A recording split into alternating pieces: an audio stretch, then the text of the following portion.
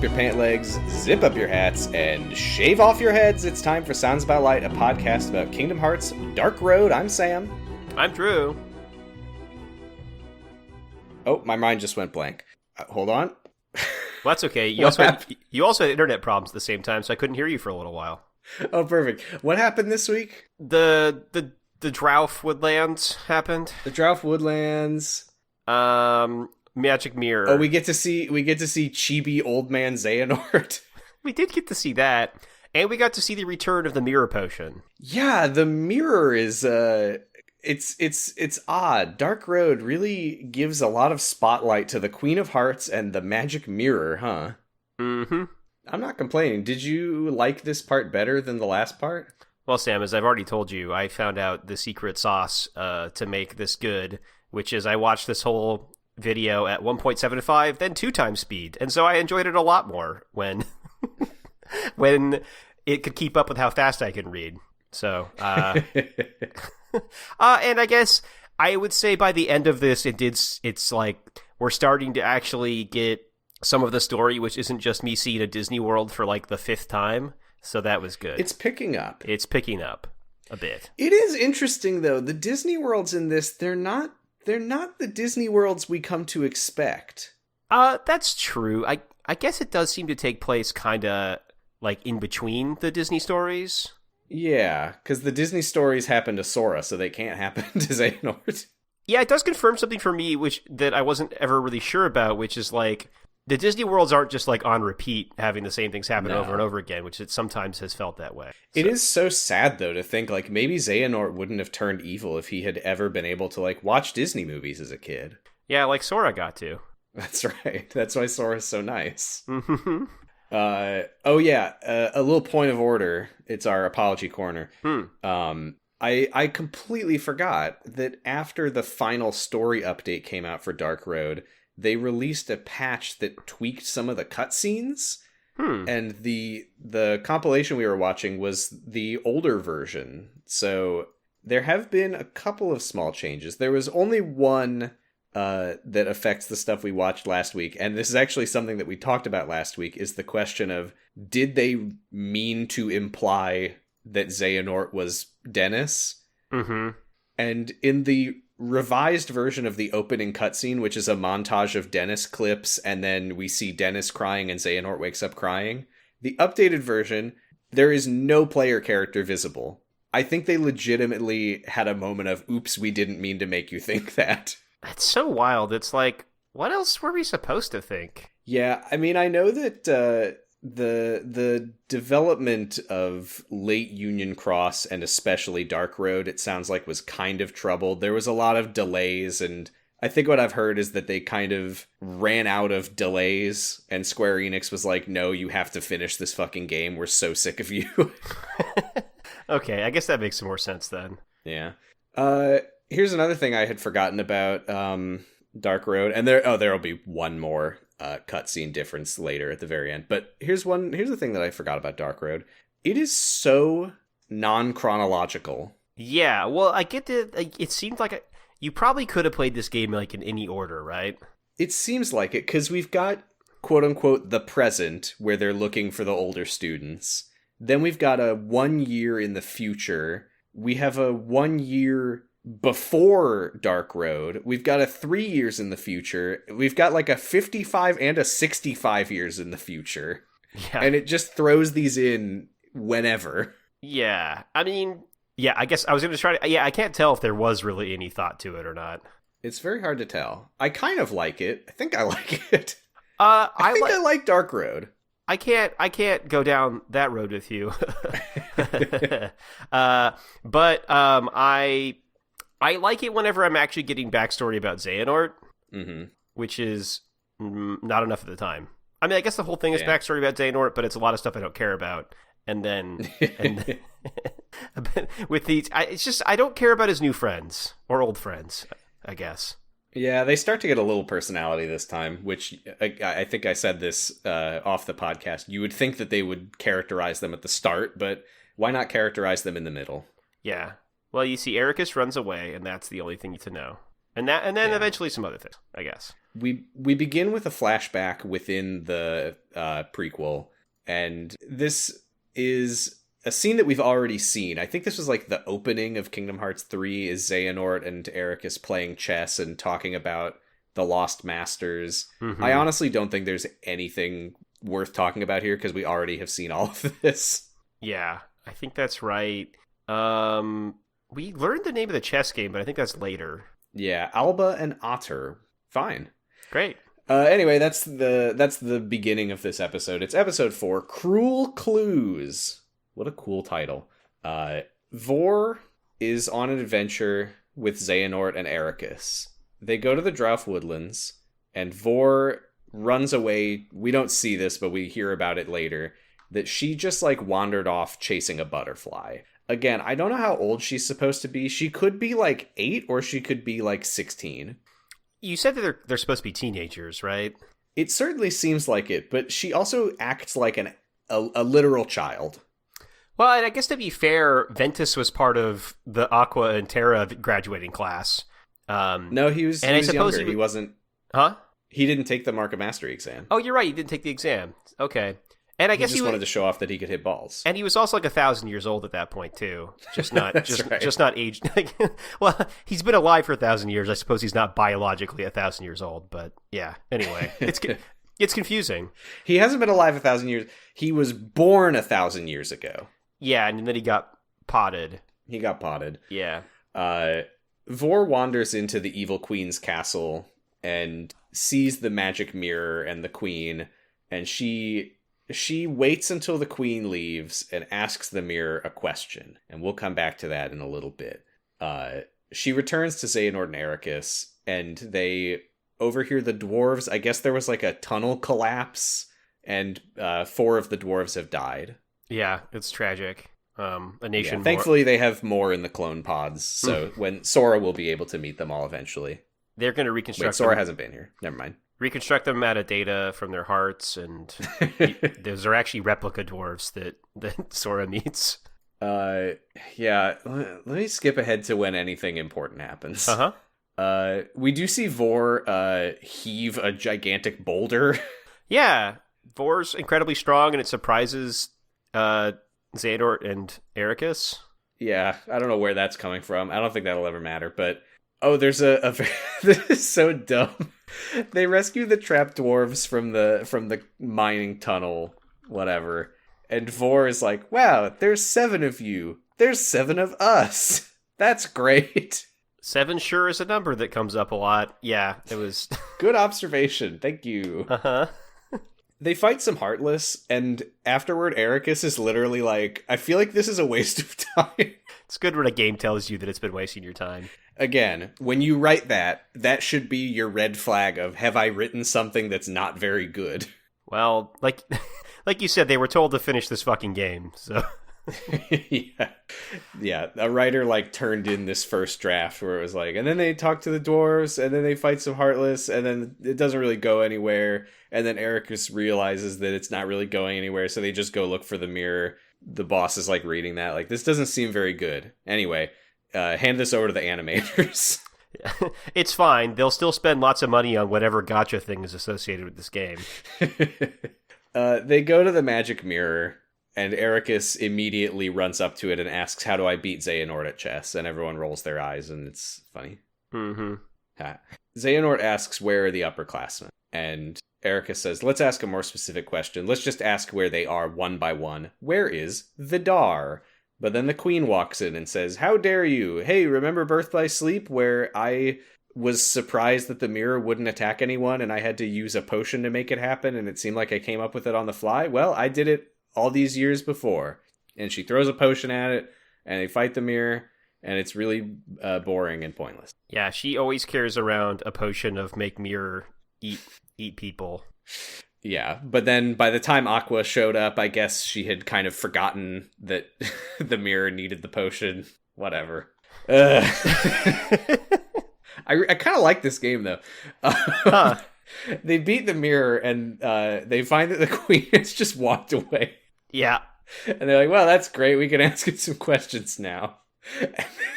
This is so stupid. Uh-huh. They're like, okay, Mirror, sorry for kicking your ass a minute ago. And the Mirror's like, that's okay. And they're like, okay, so where's Vidar? And then off screen, a guy walks in and says, I'm Vidar.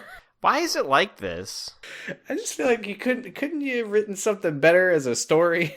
Yeah, at least go Vidar is outside and they have to go outside and find him. Or like maybe he's trapped in a, I don't know. It's bizarre. Even have the Mirror go, the one Vidar you seek, around the pillar he doth peek. Yeah, like maybe he was hiding from them, but yeah, no, he's just like, hey, I'm here. Cool. Yeah, so Vidar is like, hello, can I tell you a thing that I find really funny? Mm-hmm. Vidar is, he is wearing a blue and yellow outfit, and for some reason, some Kingdom Hearts fans interpreted that as, aha, this is Yensid. No, it's clearly not. It's clearly not. Yensid is not black. He is white. Nope. Yep. I mean, he's a wizard, but I don't think that he's been doing. I don't think he did wizard blackface in his youth. I don't. What's happening here? Well, I don't know. Old Disney character. You know, he's been around the block for a while. Oh, that's true. Yeah, but this is back his blackface day. No, I think that what probably happened is that either they didn't bother asking Disney if Yensid could be in Dark Road, or they asked Disney and they said, of fucking course he can't. We're not letting you invent a backstory for Yensid. How dare you? His name's Disney. You can't do that. Get your grubby hands off of him. Yeah, although it is funny because I had that thought at one point. I was like, should Yensid be around? I guess I don't. He might have been a Keyblade Master like a long time ago. He's very old. The line that establishes that they know Yensid is like, it's in Birth by Sleep. There's some line that's like, he once walked the path of the Keyblade Master with us, or something like that. But I don't think that necessarily implies that they like went to school together. Right. That's a good point. Anyway, this is Vidar. He's cool. Is he? No, it's just like he like looks kind of cool. He does look kind of cool. That's true. I just feel like I need to like ground these characters to some degree for the listeners, because I can't just be like, yeah, Erd shows up. And you're like, who the fuck is Erd? You remember Erd? Kinda. I saw Erd once. She's in it. She'll be back. Vidar is one of the upperclassmen. He says, that's all I can tell you about him. He says, Master Odin must have sent you. And Ericus is like, wait, so you know that Odin is sending out search parties and you still haven't come home? It kind of seems like the younger students like don't really know the older students at all, because there's like and you must be Xehanort moment. Yeah. I mean, I didn't know a lot of upperclassmen when I was in school. It's not the... I guess, I had an older brother, so I knew students older than me at my school. But yeah, Xehanort and Ericus, they don't have any older brothers, so... Yeah. I guess it makes sense. And, yeah. Vidar says, I can sense something different about you. So, that's cool. Mm-hmm. And then he looks at Vor and says, I can tell that you are thinking that you don't belong with your classmates. Do you want to come with us? And he refuses to explain himself, besides that there's something that he has to do, and he wants Vor to come and help him. And Ericus is like, well, obviously she's not going to do that. But then Vor says, well, remember when I asked the mirror something earlier off screen? Flashback. Vor asks the mirror, will I ever become a Keyblade Master? And the mirror says, not until you dump your friends. Yep. And Vor says, are you making stuff up? And the mirror says, no. So that's the flashback. And Vor says, well, bye. Yeah, it's like, I don't know, maybe they should have characterized Vor as not really liking hanging out with Xehanort and Ericus or something. We don't really get an explanation of that, because it's like she... Oh, and we're going to learn a little bit here. I mean, we're actually not. We're specifically not going to. But it doesn't seem like she wants to leave them, but she seems to really, more than anything else, she wants to become a Keyblade Master. And the mirror is like, you are going to stagnate as long as you are like comfortable with your friends. And so she's like, well, I'm not happy about this, but the mirror says that I have to move on, which... It's such a weird It's a weirdly weird story, I feel like. Because it's not like... It'd be one thing if it was like, this class is made up of like, the class like stoners or whatever, and she really loves hanging out with them, but like, they're just not going anywhere. But it's like, no, she's in a class with Xehanort and Ericus, who, as far as we can tell, are like incredibly impressive Keyblade wielders. So I don't really It's just like, it's her grade. Yeah. I don't really get how they're holding her back, but what... You will never graduate as long as you continue hanging out with the class of 2011. I like... my notes say, Vor leaves her comfortable bubble, I guess, who cares? Yeah, she leaves through a portal with Vidar. We have another flashback. Ericus is sadly reminiscing about a conversation that they had with Vor once in the classroom with all the friends, and she asks... Why do you all want to become Keyblade wielders? And now this is characterization for all the characters finally. Yeah. Ericus, and this is interesting for Ericus. He says that he comes from a family of Keyblade masters, so it was originally out of a sense of obligation and tradition, but his resolve has strengthened, and now he's like, yes, my duty is to destroy darkness, and that is why I want to be a Keyblade wielder. That's characterization for Ericus. Thank you. Yeah. Yeah, I'm not mad about that. Yeah. Also, we heard all the way back in Birth by Sleep that Ericus is a quote-unquote blue blood, so we'll find out about that eventually, maybe. Missing link, maybe. Broggy, who is the cool guy. I feel like there's no good way to describe these characters. Broggy's the cool guy, though. And he's like, well, I just want to do what's right. Simple as. That's Broggy. Mm-hmm. So cool. Erd, who is the cooler of the two girls, based on my meaningless metrics. She says... What are you basing this on? I'm not... Literally her outfit. Okay, all right. And the fact that Vor is acting like a child at all times. Okay, yeah, all right, I'll buy it. See, the trouble is... I'm like, I don't really know how to describe this for listeners because I can't just be like, well, Erd's the one with white hair.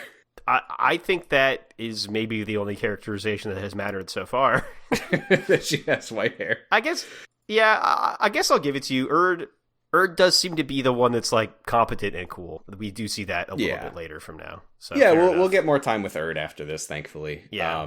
She reveals that she has a very self-serving reason for wanting to be a Keyblade Master. She just wants to be able to leave Scala ad Caelum, explore the wider world as much as she can, and learn as much as she can about it. And that's the only reason that she really wants to become a Keyblade wielder. Although we have seen her talking about darkness and stuff, and she does seem to be... She seems like pretty level-headed, and she seems to be very thoughtful about the nature of light and darkness and right and wrong. So I'll give him that. I don't think the worst reason to go to school is so you can learn about the broader world. I think that's actually okay. Yeah, that's true, except this is more like, I'm joining the military so that I can, be stationed in Hawaii. Yeah, I guess. Yeah, you're actually more like, I'm joining, like, the UN peacekeepers, so I can do that, yeah. So I can be stationed in Lilo and Stitch. I might do that. Balder, who we saw last time, he's the one who Odin was like keeping him in the dark about his sister being missing, and he also has white hair. I think I said that he looks demonic, and I stand by it. He repeats a Riku line, which is that he wants to become a Keyblade wielder to protect what is most important to him, which presumably his sister, maybe his friends. Yeah, that seems right. Hermod, who I think I described him as like the nice boy. Hermod is so nothing at this point, and he literally just says like, yeah, all of those things. Also, I want to uphold the order. Well, they can't write 7 personalities. Come on. Then don't write 7 characters, but they have to. It's the number. Yeah, it's required by law. Yeah. Xehanort says he can't really explain it, but he has this feeling that he's sure about, that becoming a Keyblade Master will help him reunite with some friends of his, which of course is the cast of Union Cross. And then they say, okay, well, Vor, you asked the question, why do you want to be a Keyblade Master? And she says, I actually do think this is kind of fun characterization for her. She's a bit of a mischief maker, because she's like, I'm not going to tell you. If you tell people your wish, it won't come true. And now none of you are going to become Keyblade Masters, and I will. Haha. Yeah, that was kind of... That's kind of fun. And then Ericus, upset at being trolled and owned, literally, like, chases her around the room. It's extremely cartoony. Yeah. And now we're coming out of the flashback into a flash forward to 64 years later. Yeah, I perked up when I saw that number. I was like, whoa, that's that's a more interesting number than I thought we were going to get here. An old bald bitch returns to the magic mirror. Yep. I don't like to write down the magic mirror's annoying rhyming prophecies and stuff, but the thing that he says here is so funny. A young man then, now a man grown. Fewer hairs grace thy head, but you are known. Yeah. And Xehanort rubs his bald head and says, a demonstration of my resolve. Yeah, I bet. What? Yeah. Did he mean his bald head's a demonstration of his resolve, or is it like me being back here's a demonstration of my resolve? I wasn't sure. He's like rubbing his scalp and like looking up. I think he's literally saying, yeah, I shaved my head as a demonstration of my resolve. Yeah, I'm sure I'll do that too once my hair starts to go. Xehanort. We kind of like this guy. I don't know. don't put words in my mouth. You kind of love him. Shit, I forgot I do love him. That's weird. Xehanort tells the mirror about his friends that he used to dream about all those years ago who he never managed to find. And he says, I never learned any of their names, but I can still picture them as clearly as ever. And he asks the mirror, were they ever even real? And the mirror says, much lies beyond our world, even more beyond our time. Some in this world reside. Their toll has yet to chime. And Xehanort says, is that really possible? That some of my friends from the dreams could exist in this world now?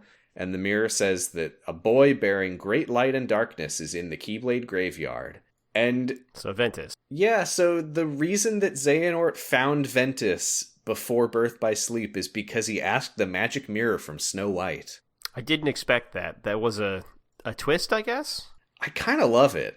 Yeah, it's fine.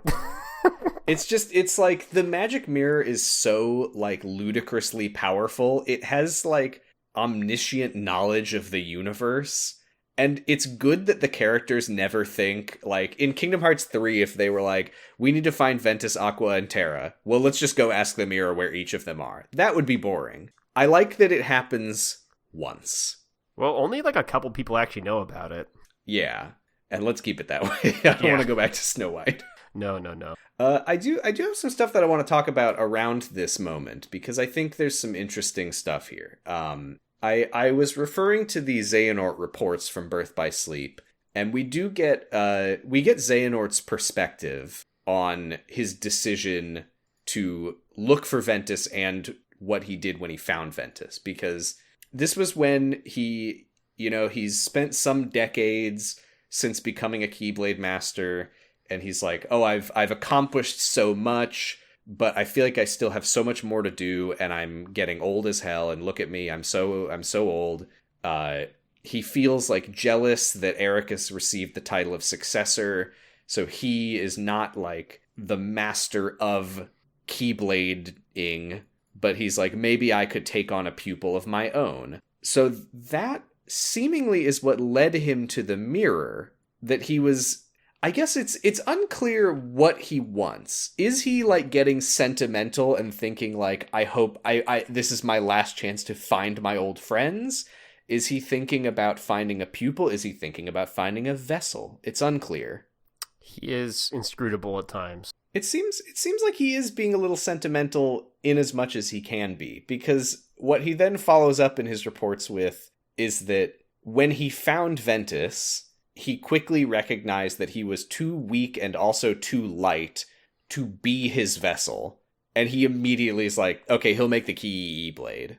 So I do think that's very sad. His whole life was dedicated to finding these friends, he thinks, from his dreams. And by the time he managed to find one of them, he had become so Kingdom Hearts obsessed that he's like, oh, perfect. I will kill this kid. I will kill this kid that I've spent my whole life looking for.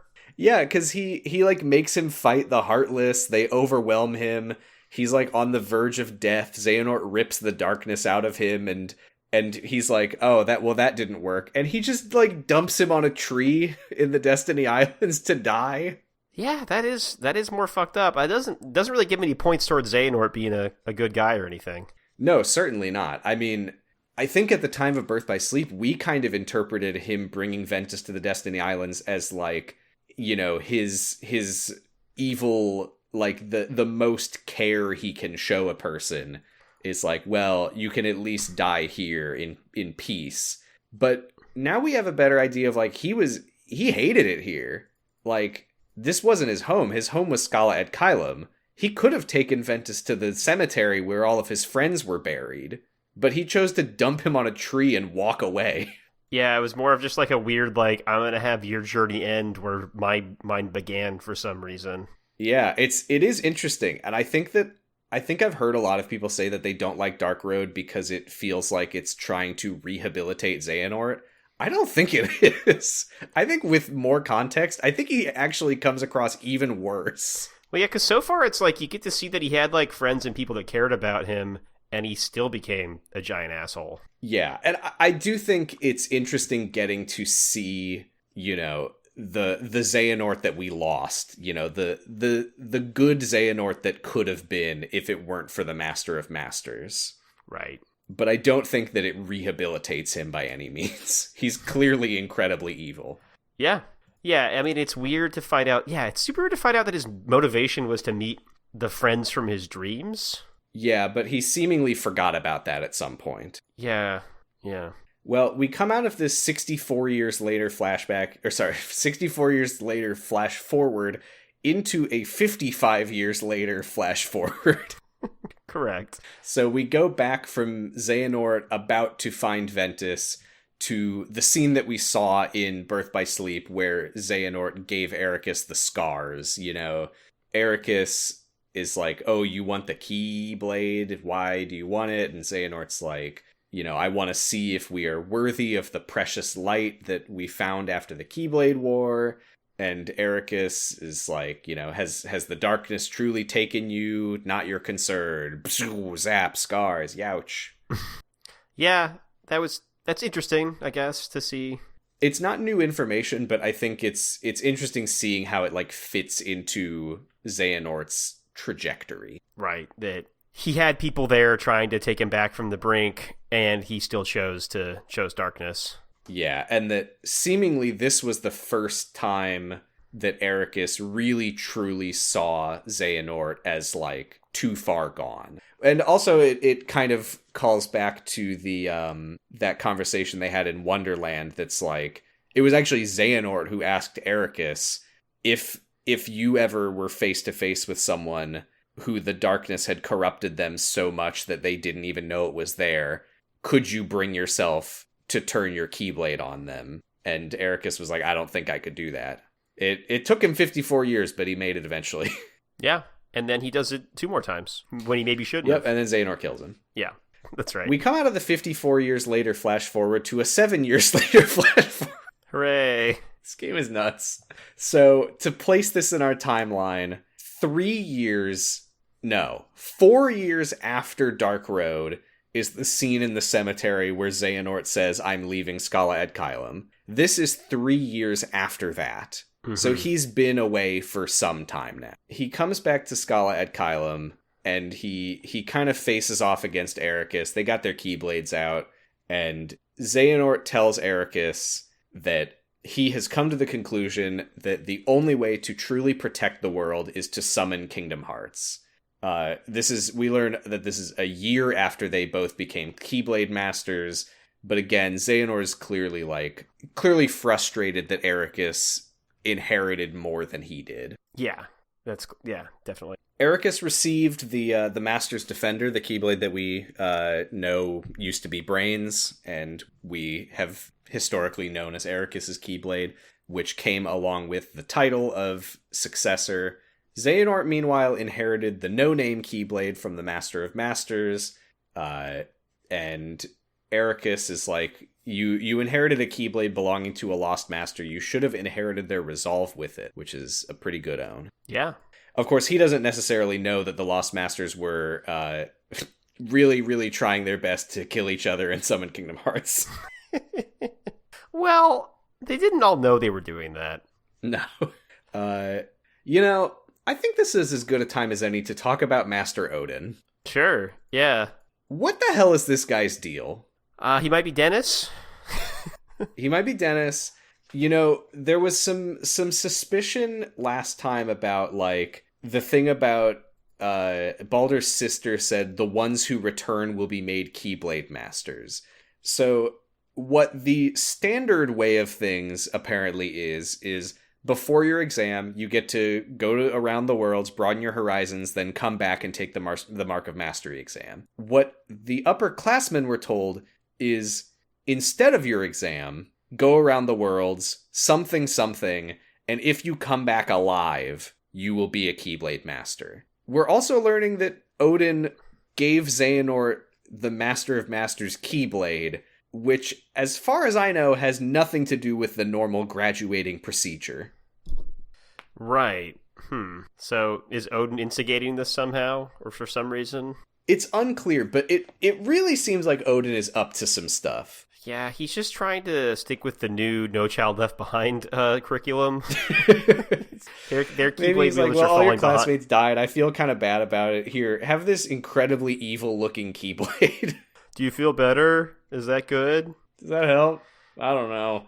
I'm a teacher, not a child psychologist. We don't have psychologists in this world, obviously. Things would be very different if we did.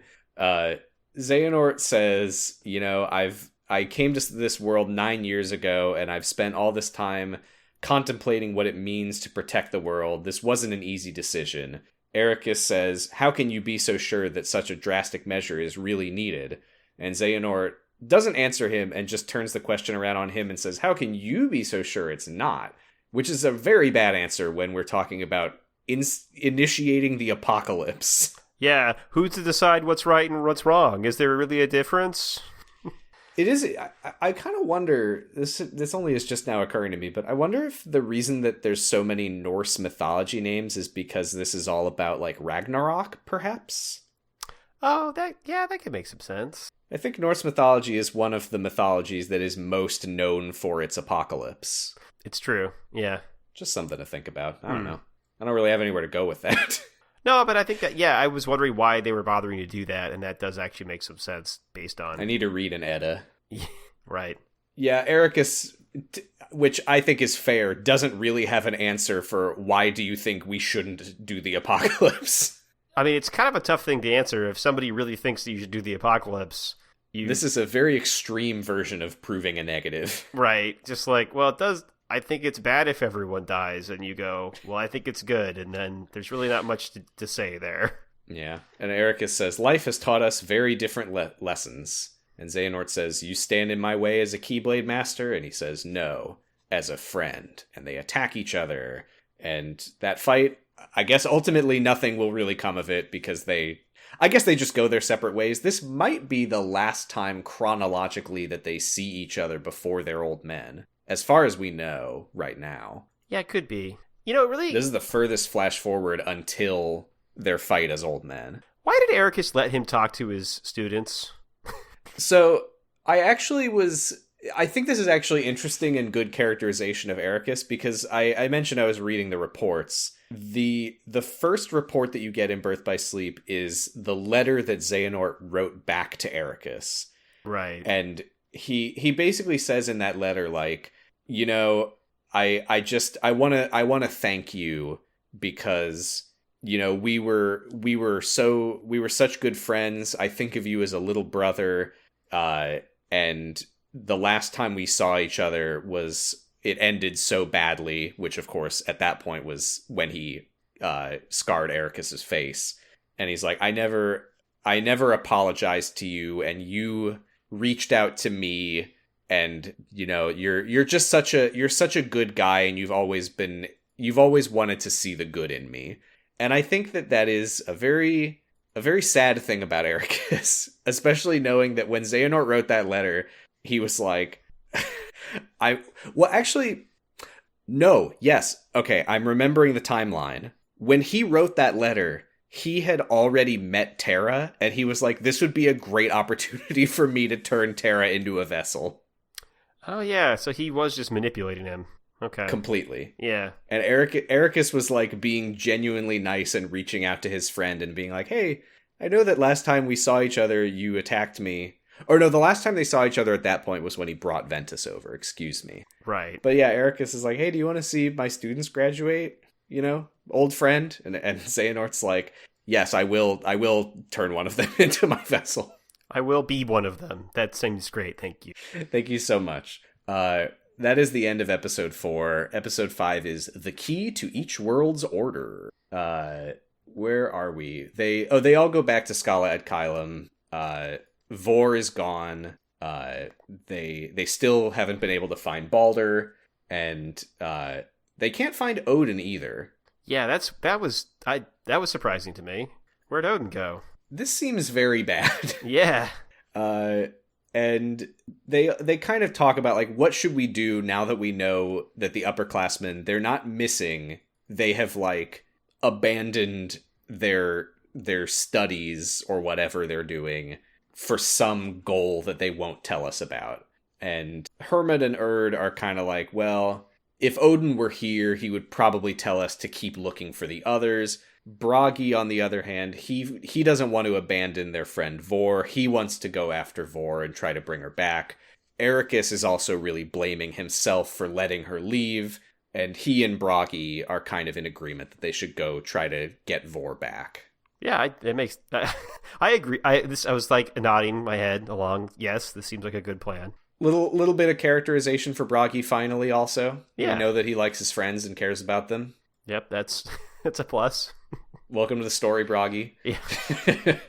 Yeah. So, yeah, Ericus and Bragi, they're like, we're going to go back to the mirror and ask where Vor went. Again, I love that we're using our heads for once. Hooray. Yay.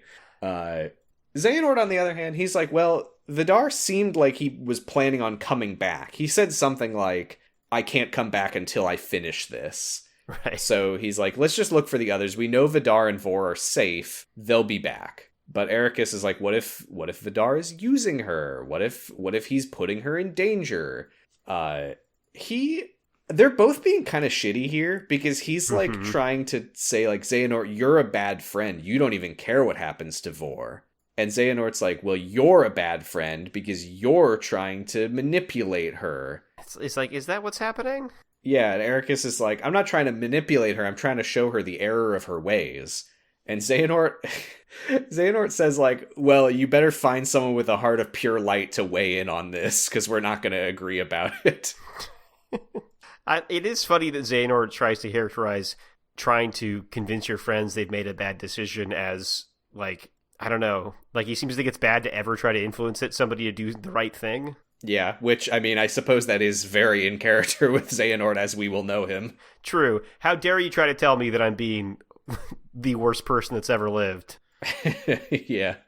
But Ericus is like, well, I think a Keyblade Master should be a heart of pure light, and I'm trying to be a heart of pure light, so I think that I am right. Yeah, I don't know. He's got a better argument than Xehanort. Yeah, and Xehanort kind of pisses everyone off here because he sort of like disses the title of Keyblade Master. He's like, being a Keyblade Master doesn't make you a good person. It only has as much meaning as you give it. And everyone looks like very scandalized by this. That one I was that doesn't seem that controversial.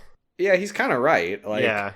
As we will know from Keyblade Master Xehanort being incredibly evil. Correct. The title only has as much meaning as you give it. Well, you'll see. You'll see in 65 years. Well, you probably won't, because you'll be Graves. Yeah, you won't see, because I'll be standing behind you when I kill you. My best friend. Yeah. So Erd tells them all to shut up, and Bragi and Ericus are like, okay, we're going to go find Vor. On his way out, he apologizes for being difficult, which is nice. He's a nice boy.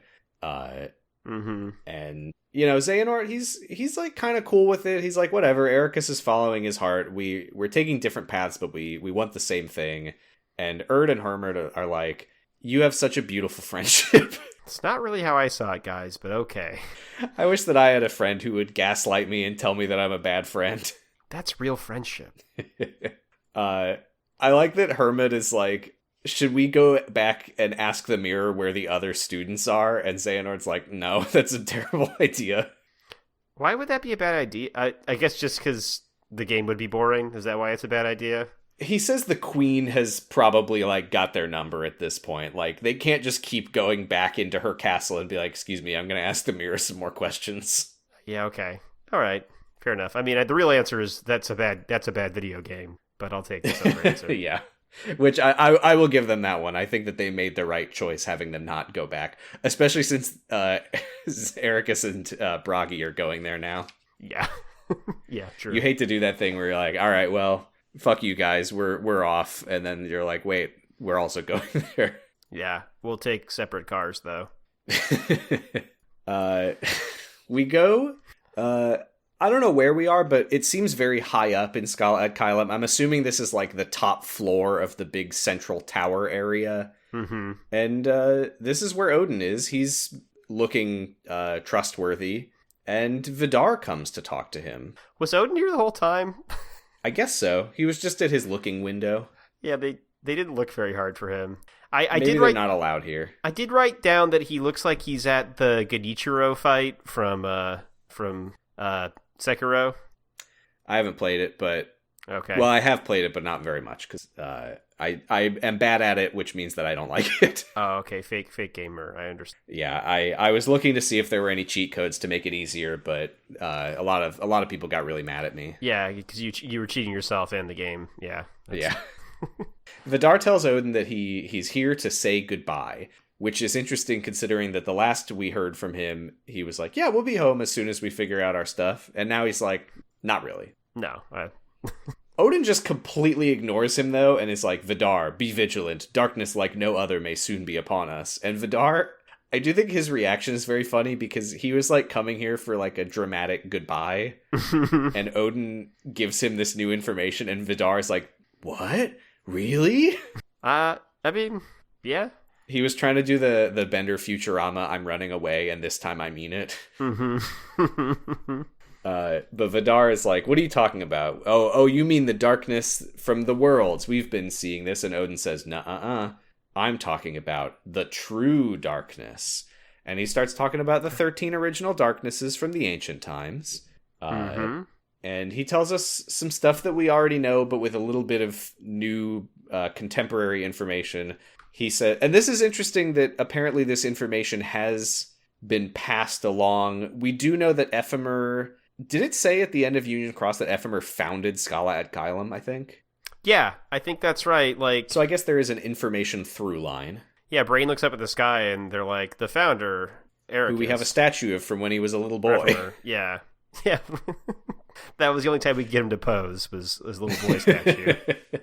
Hopefully he lived longer than that, but so yes, what Odin's understanding of the 13 darknesses is the 7 most powerful were imprisoned within the people who we know as the Lost Masters. Okay. There were 6 remaining. 4 of them were trapped in, quote, the realm between of another world, which we know means the copper wires that take you to Game Central Station from Wreck-It Ralph. That's right. The other 2 are believed to have been destroyed when the world collapsed, but he does say that that's just speculation. Right. Yeah. If I remember correctly, our perspective on it was that one of them we last saw talking to Lushu, and it seemed like they were about to fight. And then the other one, I think there was one that was completely unaccounted for, if I remember correctly. Yeah, I think that'd be how I remember. So it does seem like the understanding at this point in history is kind of like, we don't really know what happened to those 2. Yeah. Me either. Thank you, Odin. I can relate to you on this. He warns Vidar not to underestimate the darkness that he encounters and work on recognizing. He says, like, you need to be able to tell apart darkness and the true darkness, which I believe has returned. And Vidar, who is just hanging on his every word, is like, yeah, thank you, master. What was I here for? I don't remember. So, did True Darkness get here from Xehanort walking through a portal of darkness to Skalad Kylum in the first place? Because we saw... That is unknown. We don't know where this True Darkness allegedly came from.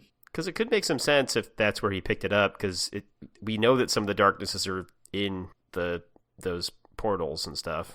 If we're talking about the true darknesses, the only ones that could be is the two that we don't know where they are.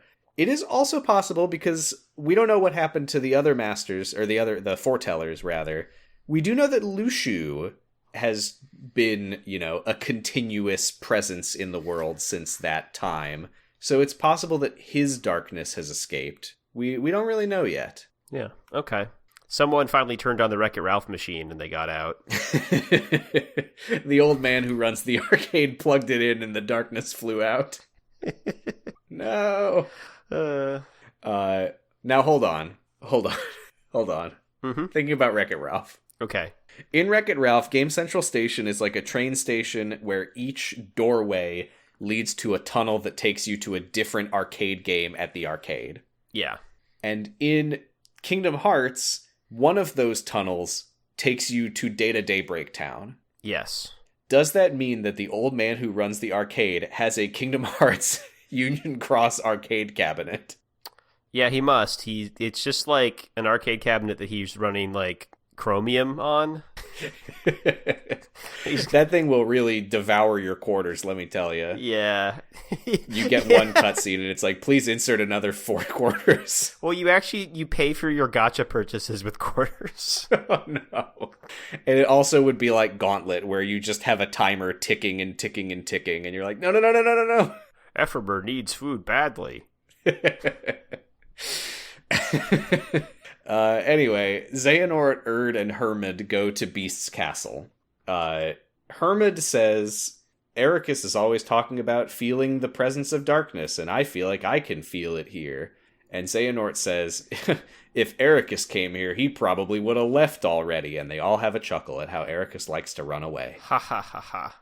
I do think it's funny, at least I can give it to them on this one, that this is an elevation of Ericus likes to run away. This is Ericus would just take one step here and then be like, never mind. That's funny. I'll give him that. Yeah. Well, speaking of Ericus, they are standing behind the hiding pillar in the Queen's mirror room, and Ericus says, what would help us be stealthy is if I immediately sneeze. It simplifies things, maybe. The good news is the Queen doesn't react at all, so I don't know what the point of that was. My only read that was maybe interesting is it's just that she actually knows they're there and just pretending not to know they're there. Oh, maybe. Yeah. But yeah, he sneezes and Bragi's like, dude, stop sneezing. And Ericus is like, haha, sorry. And the Queen is just like looking directly at them. And they're like, we should probably go before she finds us. So they do. Yep.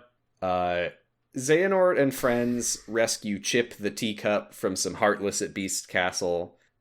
Chip seems to have an idea, and he leads them to the other furniture who are worrying about Beast. And we're like, oh, his idea is... They mention that the rose has been stolen. His idea must be, these guys are strong, they can get the rose back. And he walks up to Lumiere and is like, Lumiere, look, I found a girl! Let's give a child bride to our monster. Now, this is funny. Yeah. This is like the Duke in Cinderella being like, Lady Aqua, please try on the slipper. The fact that Chip sees Erd and is like, maybe she will marry the master. Yeah, I mean their only seeming qualification is has a pulse and is a girl. Yeah. So they all introduce themselves, blah, blah, blah, and Cogsworth says that 2 guests came to the castle a little while ago, disguised as weary travelers, and they stole the master's rose. And Erd says, well, we can help you get it back. And Lumiere says, that's a great idea. Afterwards, would you like to kiss a big monster? Forever? Yeah. He lives in a big house with, talking China, but... Do you want to live with us forever and ever and kiss a big monster? They put a pin in that. I mean, Well, I was going to say there were some people that like Beastly, but I don't think there was that many people.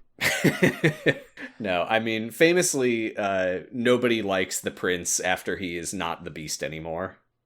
True. Hermod asks Erd why she wants to get involved, and she says, I have a feeling that the two who stole the rose are two of the upperclassmen. They find Beast brooding... Huh? Why? Yeah, why? I was just like, why would they do that? Why do you think that? What's going on? What's going on? That's a good question. Yeah. Does Chip say something about, like, oh, your weapons? Well, yeah, maybe he does do that. I don't think he does. Maybe he was supposed to. Yeah. I don't know. It just felt like a wild supposition to me. Yeah. Especially, I mean, I guess they don't know this, but these are Disney movies. Things are always happening. There's always conflict with bad guys. True. What if the order of this world is that someone steals the rose? Kinda is. Well, actually, no, but he steals it. Never mind. That isn't what happens. They just... Yeah. You're thinking of Zaldin. I'm thinking of... Yeah. Yeah, I'm confusing Kingdom Hearts with Disney stuff now. So they find Beast brooding in his destroyed room as always, and he says, get out of here.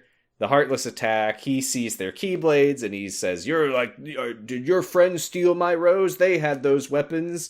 And they say, we gotta run. We don't want to have to turn our Keyblades on a resident of this world. So they run, and Beast just disappears. He just T-poses in his room for a little bit. Is that the first time we've seen them make the decision to not fight somebody?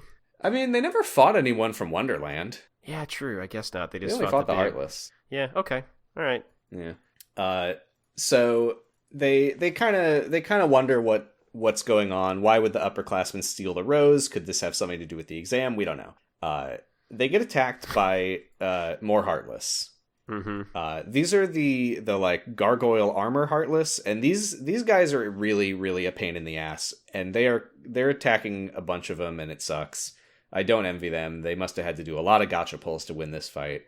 And Erd says, hey, at least they're not as scary as this castle's master, so it looks like it's not true love. That's so sad. Mm-hmm.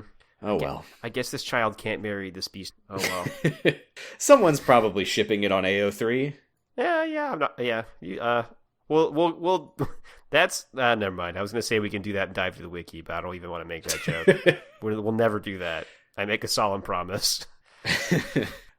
She chases one of the two gargoyle armor Heartless into the ballroom and is surrounded by about a dozen more. And I can tell you, having played Kingdom Hearts 2, she is fucked. Yeah, this is where we find out that the thing you said about her being cool might be true, because she does okay, actually. She does okay. We go back to Hermod and Xehanort, though. The two of them are struggling with one of these Heartless. And they manage to defeat it, and Xehanort says, you better run back to check on the servants. I'll go help Erd.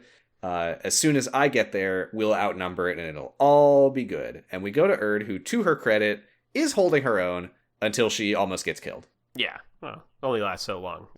Some of the hardest enemies in the games. But she is rescued at the last possible moment by Vala, one of the upperclassmen. And Vala is a bit of a character. Vala's a big weirdo. She is very weird. She is, like, referencing the fact that she wears glasses over and over. She's like, are my lenses foggy, or are you Erd from the... She keeps doing it. Yeah, it's strange. She's really weird. Yeah. She says something... Well, let's... Okay, I'll get to it in a moment. She wipes out these Heartless with a single spell, so she's very strong. Yeah. And she says, oh, my compliments to you on standing strong against such a tremendous threat. I've been waiting for the underclassmen to find us. I was hiding and watching you to see how you would respond to the darkness of this world and decide whether you can help us achieve our goal. Yeah, why does she know they're following them? We don't really know what the upperclassmen are about, but they seem to... Vidar was not surprised to know that a search party was sent after them, which does suggest whatever they're doing, it doesn't seem like it's what they were supposed to be doing. Yeah. And Erd says, oh, your goal, is this the same thing that Vidar mentioned? And Vala completely ignores her, walks over to the ballroom piano and says, a piano, this is a room for celebration, and just starts dancing. Yeah, the big weirdo hours continue. She's very weird. Erd refuses to play along with her weirdness, and Vala is very surprised by that, and she says, "Perhaps my lenses and my judgment were clouded. I expected more obedience than this."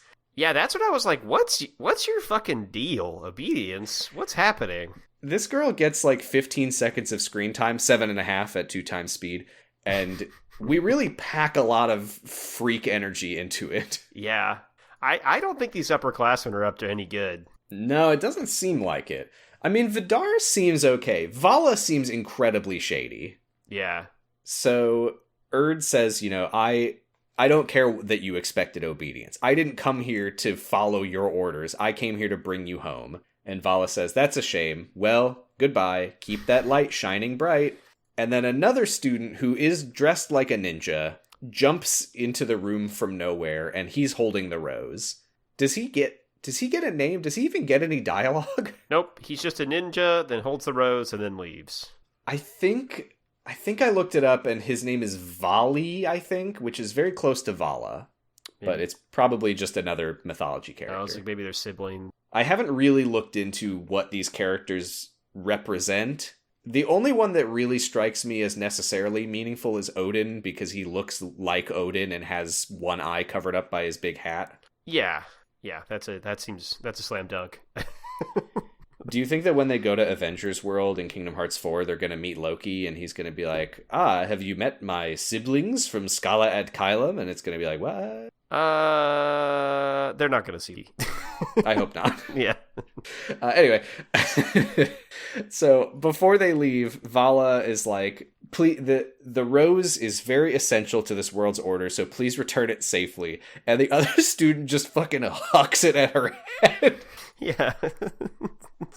These guys suck. Yeah, they're no good. And Xehanort watches all this from the doorway and says, "What the hell?" Now, this is not a crackpot corner. This is just a thought that I was thinking. Okay.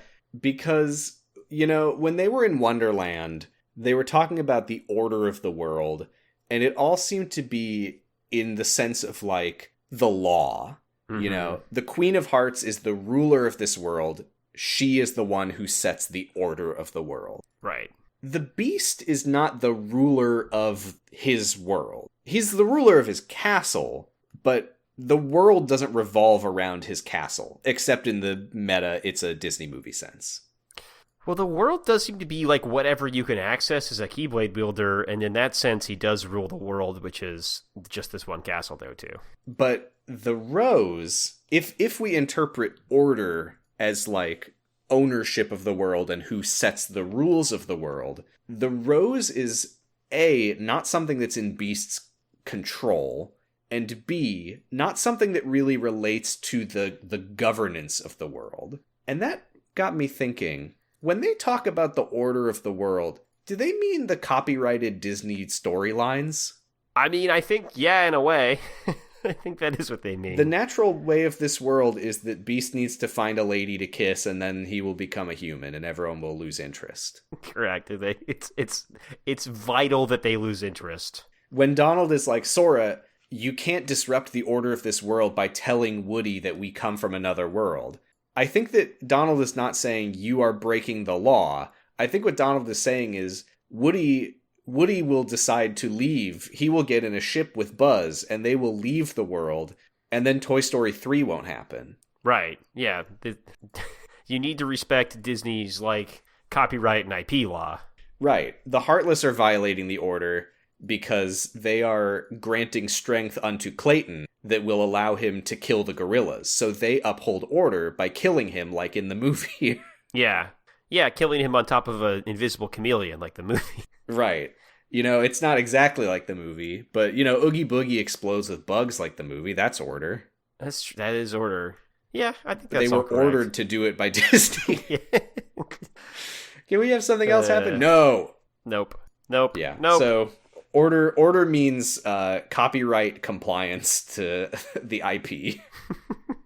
Just something to think about. Yeah. I'm thinking about it.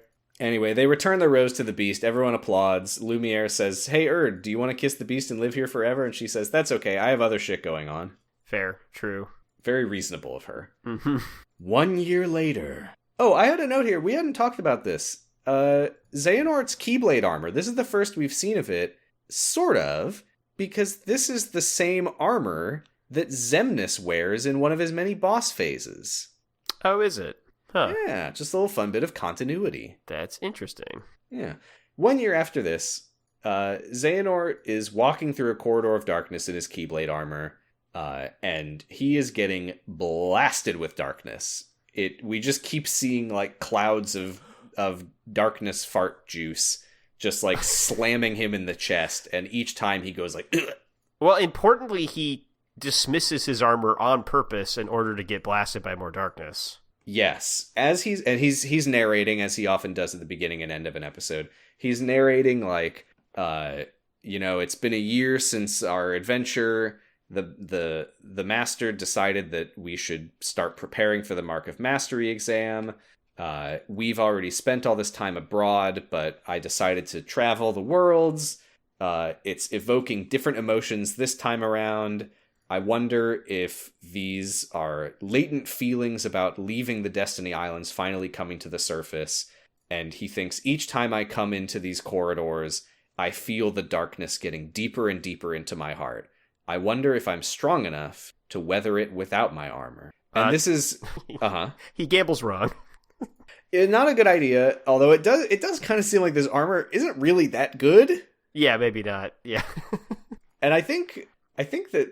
Oh, maybe that hasn't happened yet. I think at some point we hear that the armor is less effective than the black coat, but that might not have happened yet. So I'm sorry if that's a incredibly insignificant spoiler, but he's clearly just getting pummeled with darkness directly to the heart. And this is a thing that I pointed out to you because I realized that there is a change in this cutscene. In the original version of this cutscene, Xehanort thinks to himself, well, if it's my destiny. But in the updated version, he thinks to himself, well, if I truly am the child of destiny. Right. That's a pretty big change, actually. Yeah, and I will tell you, the child of destiny is a concept that we will get into later. So I think they might have looked at this cutscene and been like, we forgot to do foreshadowing. But yes, this is a new phrase, the child of destiny. And I said to you, does this just not refer to the fact that he's from the Destiny Islands?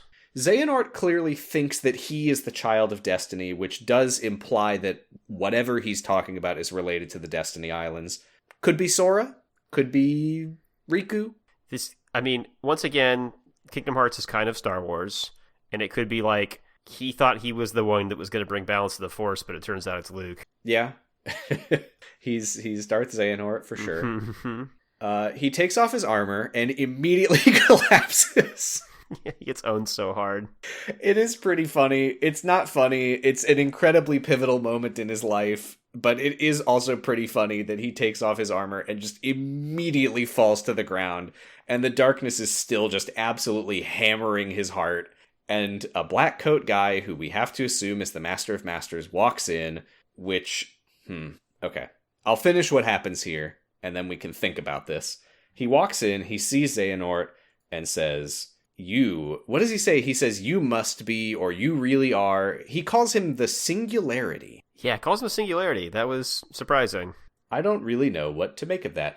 Does the Singularity perhaps relate to his existence as a closed time loop? That's what I think. Yeah, he's like the closed time loop that causes all the shit to happen. He's also a portal. We know that. You're the kid whose life I'm gonna ruin. I guarantee it. I'm having a thought, and I don't want to have this thought, and I don't want to flesh it out too much in case I don't like it, and I already don't like it. Uh-huh. We've got a lot of missing years from Xehanort's life. Yeah. Could he be the Master of Masters? Yeah, he could be. I don't think he is, but he could be. I don't want him to be the Master of Masters, but, if the Master said, okay, fine, my name is Xehanort, that would certainly make him surprised. Yeah. I don't buy it just because. No, I don't think it adds up. I'm thinking about it more, and I don't think it makes sense. They don't act like each other either. Not at all. I think the thing that's really getting me is the Master telling Xehanort, "You will outgrow that coat, but I'm too much of a scaredy cat to take mine off." Yeah. There's just I don't think it makes sense. Never mind. No. Thank God. I don't want it to be. Yeah, he's Demyx. We've had enough Xehanorts as it is. You already proved it was Demyx. It's Demyx. The name is I'm right. That's the end of episode 5. We fade to black on a shot of the famous 13 Rocks for 13 Dickheads. So presumably this will lead directly into the Master giving him the black coat, leading to the conversation that we saw in Remind. That is where we're stopping this week. Yeah. It's picking up. It's picking up. Yeah, it's just not. I mean, we've talked about how in some ways the Disney worlds are integral to the story, and people who want them gone, I think, are missing the point a little bit. Mm-hmm. But also, the Disney worlds need to do something at the same time, and that's not happening right now. Yeah, I do think it's a weird problem, because it's like they can't do anything in the Disney worlds because everything needs to be, the stage needs to be set for Kingdom Hearts 1, or in some cases Birth by Sleep, or Kingdom Hearts 2, whatever it might be. The story can't happen yet because it needs to happen for the main characters in the real games. Right. Which is why they did the data future projections in Union Cross. But this time they're actually going to the worlds, but crucially, nothing of any consequence can happen whatsoever. And I do think it's kind of interesting, at least, that puts a hard restriction on the characters, that they are in this conflict that ultimately can't affect the world. So they always are going to have to leave before anything really happens. It's interesting. It's weird. It's kind of bad. Yeah, I think it mostly just ends up being bad, which is a bummer, Yeah, but this is a Kingdom Hearts game, so presumably the final act is going to be completely off the wall. Yeah, and I've been turned around by the last half of a lot of these games, and so maybe I'll feel different. And again, it could be the thing where we stop fucking around with Disney World and it ends up being. We can only hope. Yeah. Or maybe it's the kind of thing where once you watch it in chronological order, you go, oh, now it's a story. Yeah, right. Oh, these characters had characterization. Weird. I guess that makes sense now that I can see it. Well, yeah. Hopefully it gets better. I do remember liking where it goes. But don't hold me to that if I'm wrong. Shall we dive to the wiki? Yes, let's. I've been desperate to learn about Marley. Me too. Marley, characterized as a she who is the shadow of Sora. Yeah. Here's... So first of all, we have many wiki info boxes saying that this article has numerous problems. I don't care about those, they're wrong. The way that this article begins is, quote, as the shadow of Sora, Marley was made to possess his ability, but this is not truly true. She appears in Kingdom Hearts Chronicles. And I already did the thing where I read point 3 make it in the episode. I don't remember. It did. There's so much more than that, though. That's true. I'll read the creation and appearance. Okay. And then we can learn about her life. Okay. About the time of Kingdom Hearts 365 Days, Diz was studying Sora's body, creepy, then figured out how Roxas, Shio, Namine, and the Kingdom Key were all in charge of Sora's well-being. Oh, that's a way to phrase that. Further noticing that Sora's shadow was in use due to there being no light in the pod, he then took samples of Sora, then digitized his shadow. He then carved the shadow into a human girl. As she was carved, she kept the blue eyes, only a lot bigger than Sora's and a little lighter. She had golden blonde hair, which was very long, covering her left eye. She also sported Kyrie's dress from KH2, but red and no zippers. She also has a few freckles, but not that much. Her shoes mocks Sora's... Her shoes mocks Sora's from KH1, but pink and 3 zippers. That's more zippers than shoes normally have. She also has a hood on the back of her shirt. Why is Diz being a freak and carving a shadow of Sora into a girl? He's Diz. Yeah, true. Yeah. Well, okay, I'll tell you about Marley's life. While Diz was finishing up Marley, he created a digital town to put her in, so he digitized and loaded her in. Her town looked much like Twilight Town, but with the underground concourse having trains in it. More trains in general. And the place has a less cramped feeling than Twilight Town. This was all the power of the PS5. More trains! More trains, more trains. Marley lives in a mansion with her 18 sisters. Whoa! And tries to get along. Whoa! Where did they come from? They were also carvered. Whatever Marley does seemed to annoy somebody, so she usually stayed a good distance away from people. She sets off for the clock tower one day and hears, inside her head, something bad is going to happen, run away. She ignored this, ignored this, then went to be with her family. If something terrible really did happen, period. She told her family what she heard, and her mother only told her to go to Dr. Bobbinhead. Mother knows best. You want to tag in for this this period? We can trade off between lines, I guess. As she heads to the doctor, she hears a shriek from her sister. She then rushes to her aid, but only a pool of blood is left. "No, you monster!" she screams. As she looks, a man in a black coat with blue hair, holding a strange weapon in his right hand. Syx using the claymore. As she starts to charge at them, she starts to hear her other family members reducing their shrieks to a last wish in seconds. 13 men and 1 girl in black coats stare at her. "Oh no, I gotta run," she thought as she started to panic and run off. Then a man with messed up white hair and 2 lightsabers caught up with Marley. Xemnas using his ethereal blades. Thank you. Also, yeah, fuck his hair. He is a man with messed up white hair, it's true. Stupid hair. She whimpered and started to kick with tears in her eyes. Xemnas picked her up through her and thrust his blade at Marley. "Please, no, don't, not the face!" Then it cut right through her stomach and some of her chest. Then she fell on the ground and started to fade away. To darkness! As his jaw wide open, he stared at the screen, just witnessing what happened. My bug meant to show Marley fear. Not totally terrified the girl to get her kill, Diz screamed in rage. "I wasn't trying to kill her!" "Calm down, have more lemonade," Naminé said gently. "How am I supposed to calm down when my hypothesis failed by a long shot?" He exploding, hitting the keyboard, but he saw Marley on the screen only as a heartless, but it seems she has emotions. You know who doesn't have emotions is Naminé. She's like, whatever, have some lemonade. Shut up. As Marley wake up in her new body, she remarks in her head, "I can get used to this new life," devious smiley face. She bragged. Oh, okay, so at the top of the article, I was confused because we see her as a shadow heartless. So she was a shadow of Sora that was carvered off, shaped into a blonde girl, and now she's become a shadow again. This is the kind of shit that would happen in Kingdom Hearts. Yeah, and I think that maybe I finish this paragraph and we can save the rest for a different time. Yeah, there's a decent amount, and I love it all. Yeah. Just then, her antennae tingled. With her shadow body, she disappeared into the ground and followed the signal. She stood up, realizing she found her family, but her family was utterly emotionless, only saying Keyblade. Keyblade. Keyblade. Keyblade. They sound like us ending an episode. They do. She was scared and commenced to run away. I know I'll make new friends and find out if other places rest beyond the gate to this town, she stammered. You know what's great? I was like, I think we read that already. No, this is a different time that she commenced to run away, because the other time someone definitely jumped on a sword and then jumped off. I remember that very well.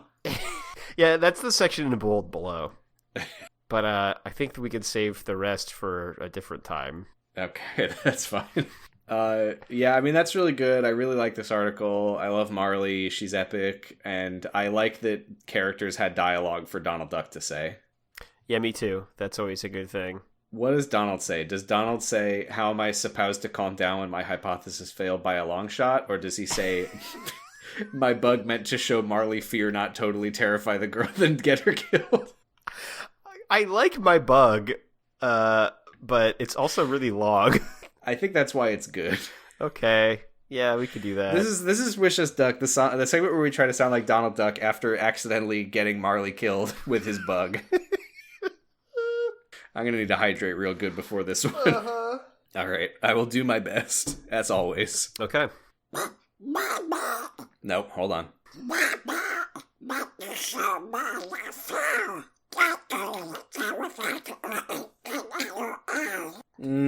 It's pretty good.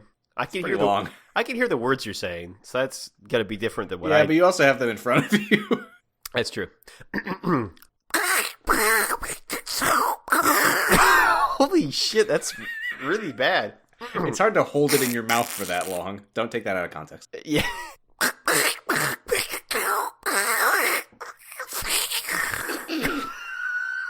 Okay. It's really bad this week. Okay, hold on. I'm just going to pick it up but not totally terrify. That's fine.